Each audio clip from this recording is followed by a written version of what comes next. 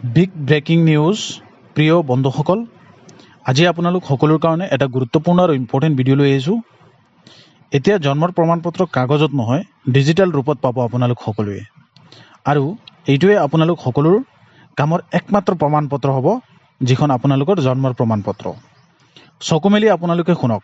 1 অক্টোবৰ 2023 চনৰ পৰা ভাৰত চৰকাৰে নতুন আইন বলবৎ কৰিছে, registration of birth and death amendment act 2023 বুলি।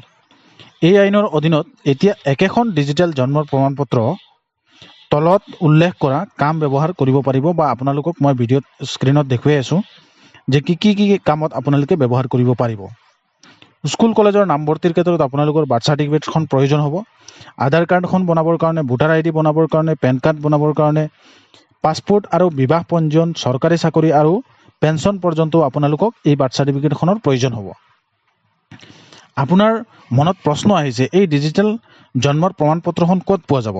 যদি আপোনালোকে পূৰ্বতে অফলাইন জন্মৰ প্ৰমাণপত্ৰখন বনাইছিলে, এইটো হ'ল ডিজি লকাৰ আৰু চৰকাৰী অনলাইন পৰ্টেলৰ জৰিয়তে সহজতে পাব।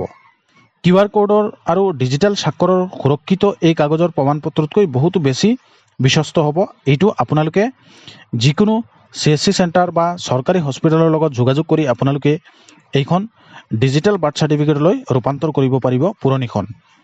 অধিক আশ্চৰ্যজনক কথা হ'ল, এতিয়া আপোনাৰ জন্মৰ মুহূৰ্তৰ পৰাই এই প্ৰমাণপত্ৰখন ডিজিটেলাইজ ডাটাবেজত সংৰক্ষণ হৈ থাকিব, আৰু যেতিয়াই লাগিব আপোনালোকে ডাউনলোড কৰিব পাৰিব, কাৰোবাক দেখুৱাব পাৰিব, আপোনাৰ কাম শেষ। এইটো হ'ল ভাৰত চৰকাৰৰ ডিজিটেল ৰাষ্ট্ৰ কৰাৰ দিশে এক ডাঙৰ পদক্ষেপ। আপোনাৰ কাগজ যিবিলাক আছে, সেইবিলাকৰ ঝঞ্ঝাট যিবিলাক আছে, সেইবিলাক এতিয়া আপোনালোক সকলোৰ কাৰণে নাইকিয়া হ'ব এনেধৰণৰ অনলাইন প্ৰক্ৰিয়াৰ মাধ্যমেদি। গতিকে যিবিলাক ষ্টুডেণ্ট হওক বা সাধাৰণ ৰাইজে হওক, আপোনালোকে যদি নিজৰ বাৰ্থ চাৰ্টিফিকেটখন ডিজিটেলাইজ কৰা নাই, তেতিয়াহ'লে কৰি ল'ব। কৰিলে আপোনালোকৰ কাৰণে সুবিধাজনক হ'ব।